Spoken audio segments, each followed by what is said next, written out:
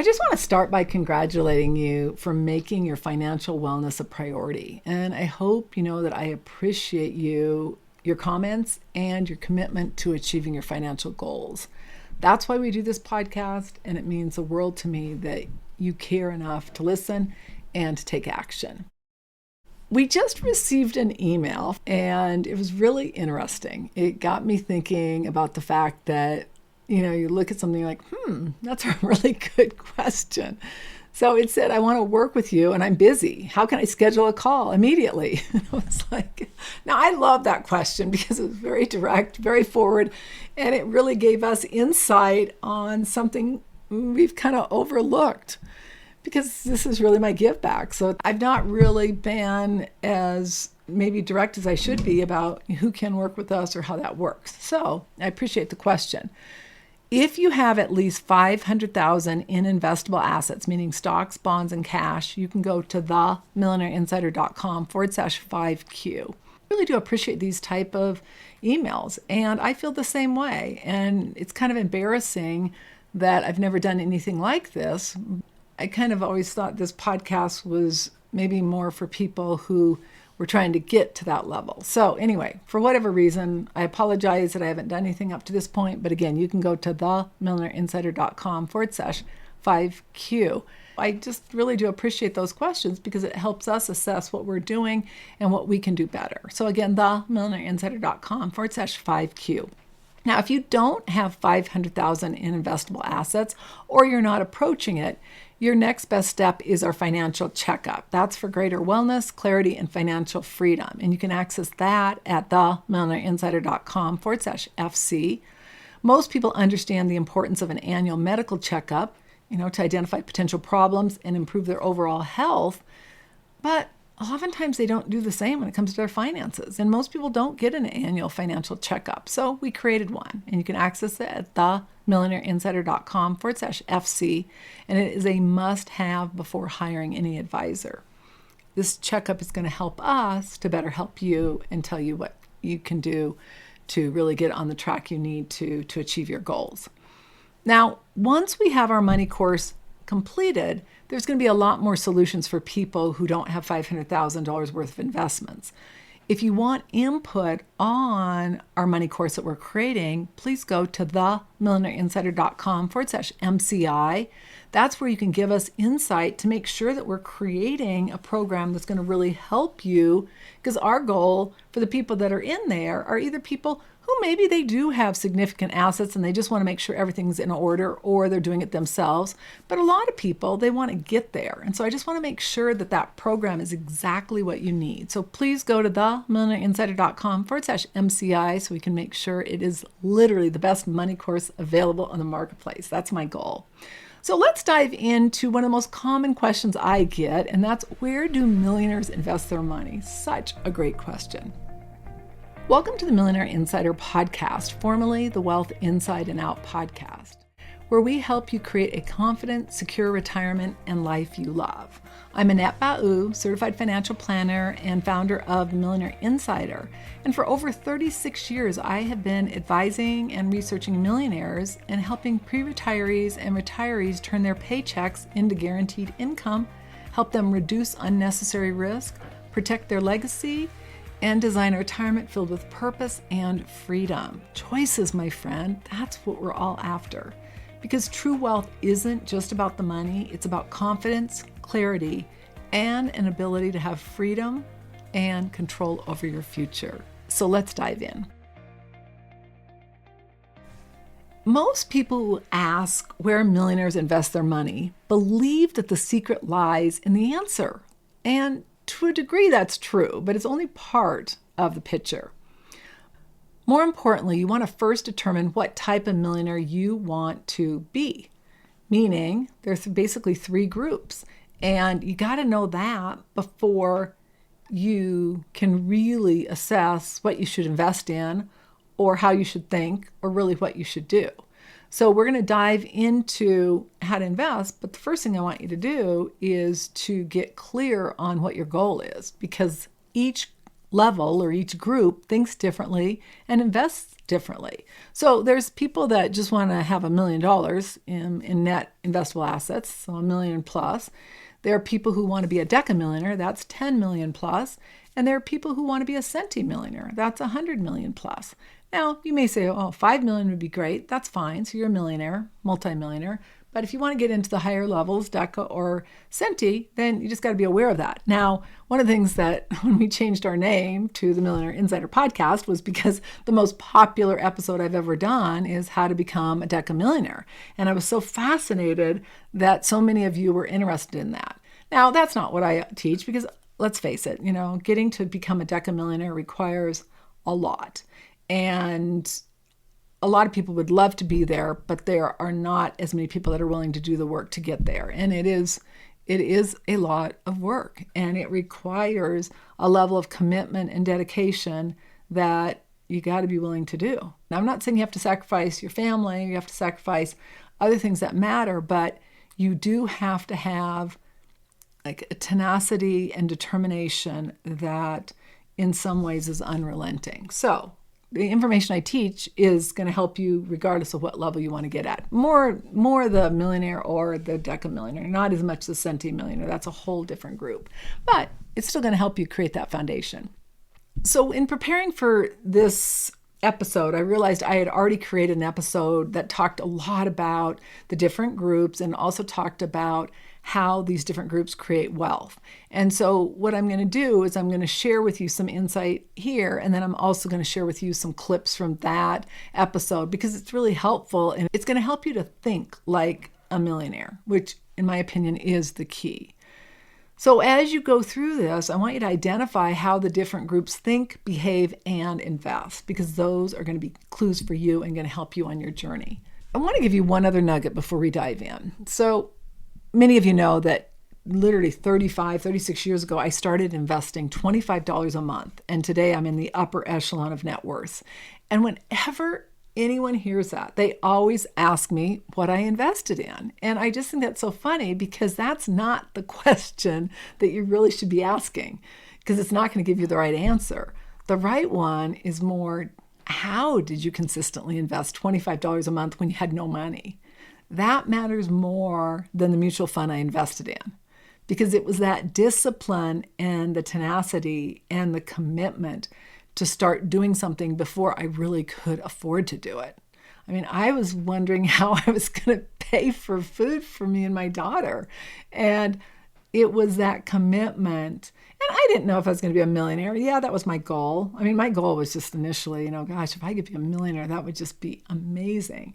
But what you find as you start getting disciplined and you start getting really clear and you've got a plan, you've got a strategy, and you're executing on it, it becomes a lot easier.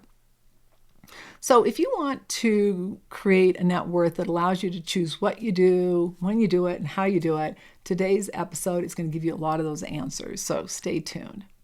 For today's show notes, you can go to themillionaireinsider.com/151. The Millionaire Insider copyrights all materials and intellectual property. This information is for educational purposes only. It is not intended to replace any advisor or specialist or to provide any investment, financial, tax, retirement planning, or healthcare advice. By accessing this content, you agree to hold the Millionaire Insider and its affiliates harmless for results achieved or not achieved. So let's dive in.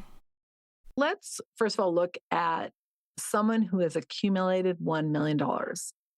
My research shows that a lot of those people have careers in the medical profession, law profession, or other higher paying jobs. If they do have a career that's maybe not even one of those, they are really focused on living frugally.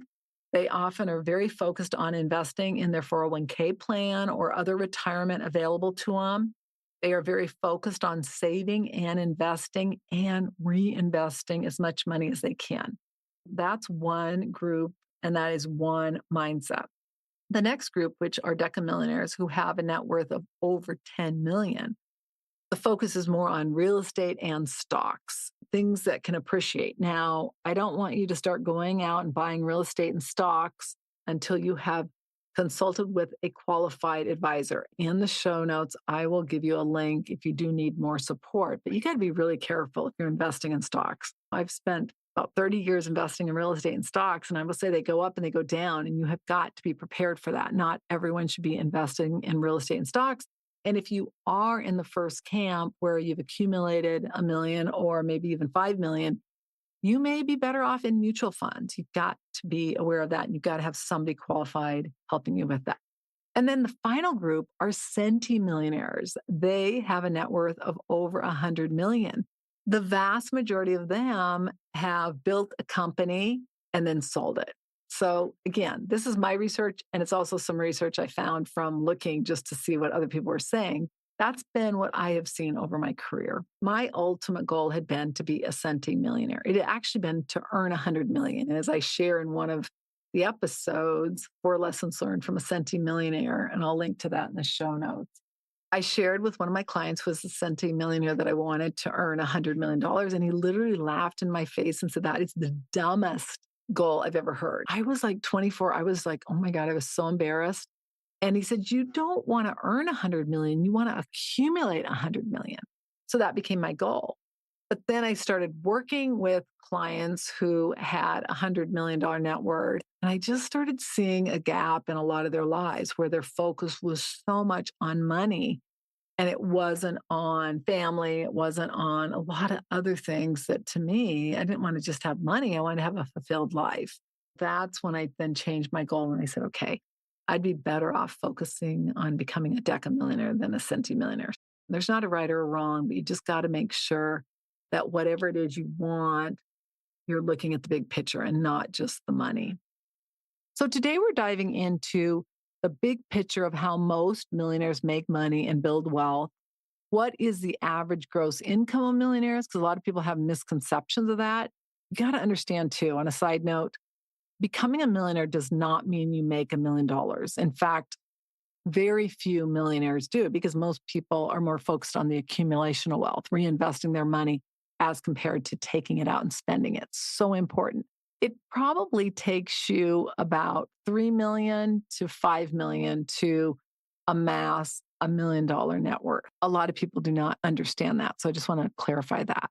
Most millionaires make their money in a variety of ways, meaning there's not really a one size fits all. That said, a millionaire is someone who has accumulated $1 million or more in assets. In the past, your personal residence was excluded from that. Because the real estate market has gone so crazy, many experts are now including the value of a person's personal residence when calculating their net worth. You just got to decide. If you do include it, then you're going to be being more aggressive. If you don't include it, you're more conservative. Ideally, you have $1 million outside of just your residence. Now, there are career choices that dictate where on the spectrum of millionaire you're likely going to be landing.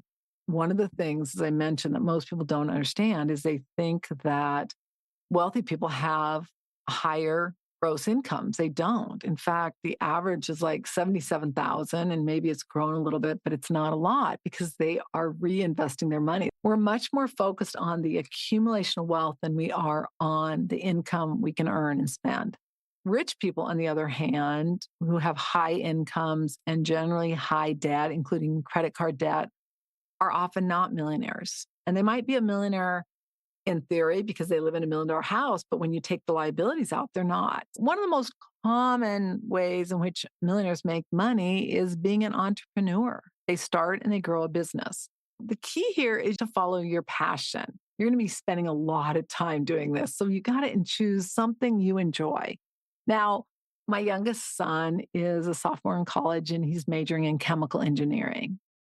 We were having a conversation. I said, you got to just figure out what you're going to be doing in your career because you're going to be spending a lot of time doing that. So take the time to figure out what you want.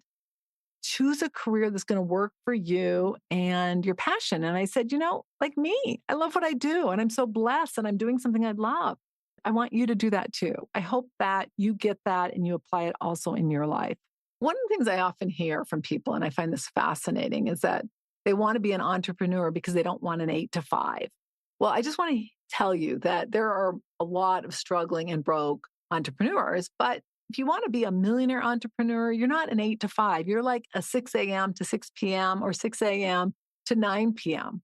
So you got to get really clear on that. It's not like you're going to be making a lot of money if you're not putting in the time, especially early in your career.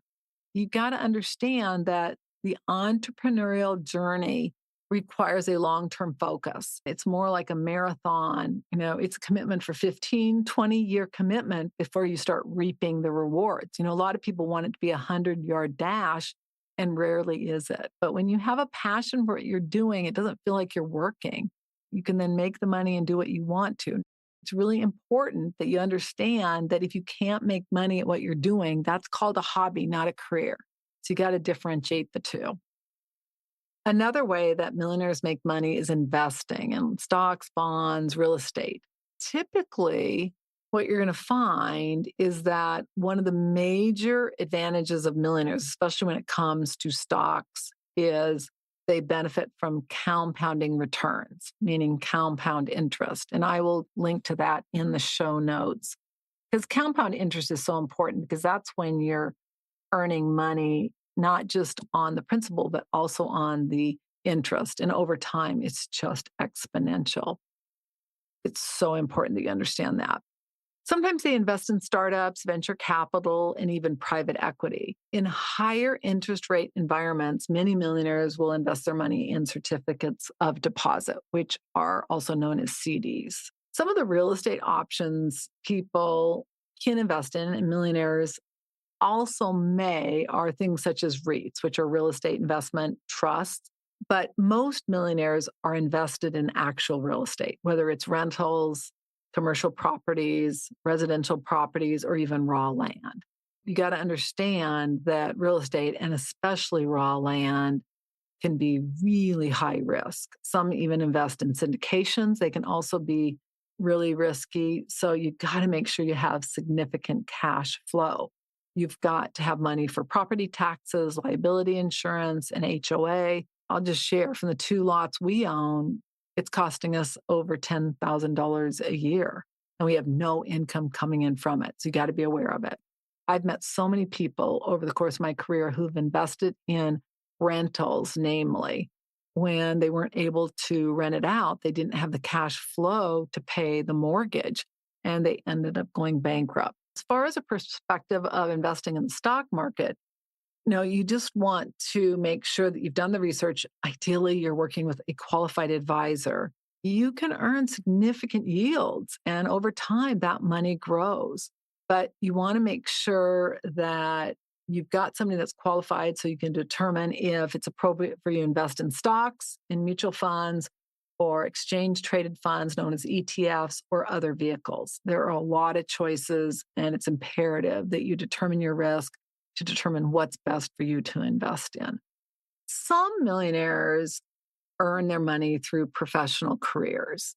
They have high-paying careers in fields like medical, law, technology, finance, and even entertainment. These careers may involve earning substantial salaries, bonuses, and even equity, like in the case of a startup or some corporations. Many of these people are rich, meaning they have high incomes and they have high spending, but very low net worths. They're not wealthy. They don't have a high net worth. Wealthy people have high net worths and typically lower incomes. We're much more focused on accumulating money than we are in spending it. They also generate income from multiple sources, such as guaranteed income, like a guaranteed annuity, which is my absolute favorite. If you're not familiar with annuities or how it can help you in retirement, I'll link to the article on the different types of annuities for retirement in the show notes. But they also may get monies from royalties, from books, music, patents, licensing their intellectual property, as well as other passive and residual income streams of revenue that continue to generate money. I like guaranteed annuities because it's guaranteed. It's not going to be subject to the market volatility, things like that. Another thing they do is they create and follow a spending plan, even once they've accumulated wealth. That fits me and my husband perfectly. We pay attention to our bottom line. one of my friends and I were at happy hour, and one of her neighbors came with us. I said something about, gosh, it cost $100. And she's giving me grief. Like, what does it matter to you? It cost $100. And my friend chimed in and she said, that's why we're wealthy, is because we pay attention to those things. That's what I want you to understand. And then a lot of them inherit money. This may be from a partner. It may be that they married someone wealthy, or they inherit money from a relative or parents or something like that. Let's look at some final tips on how millionaires make money and create wealth. One, they hire a great team of advisors. This includes a qualified financial advisor, including somebody who focuses in on wealth management. Now, not all wealth managers are good financial planners, so you got to clarify that. Most financial planners do wealth management, but not necessarily vice versa. They also have CPA, somebody who specializes in taxes, and attorney or attorneys, depending on where they are and what they need. They set short and long-term financial goals. You've got to focus on growing your money, and that is what they do. And then you've got to determine what a fulfilled life looks like to you, and then start making it a reality today. Even if you don't have everything you want, what can you do? What can you do with the house you currently have, with the car you currently have? It's essential to understand that becoming a millionaire takes time, discipline, and sound financial planning with a qualified financial advisor. Now, success in any area of building wealth requires that you are able to look at market conditions, economic trends, as well as situations that occur in your life. And based on those, make adjustments. If you're able to do that, great. If not, then you got to hire somebody that can help you. There's no guarantee that any of these methods are going to make you wealthy or make you a millionaire, but I can guarantee you that by creating a plan and executing on it, regardless of how you feel in the moment, you're going to dramatically increase your odds of a brighter financial future and retirement. And that, my friend, makes it so worth it. So I hope you enjoyed this episode as much as I did. It's just fascinating when you start thinking about how people have made their money and what different levels do differently. So on that note, I want to thank you so much for joining me.